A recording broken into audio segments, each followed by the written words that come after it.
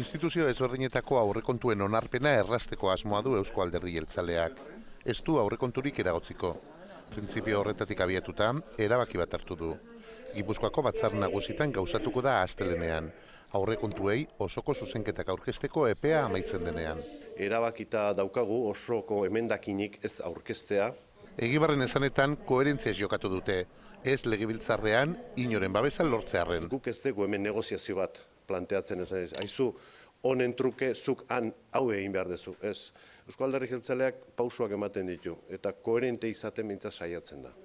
Zuzenketa partzialak aurkeztuko dituzte, 91 guztira.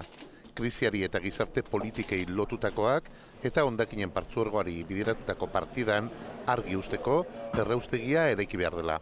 Eta esaten dugu hor, partida horretan bereziki inzineradora errauskailuaren aipamena egin behar dela. Eta beraz egingo duguna da, zuzenketa nominatibo bat.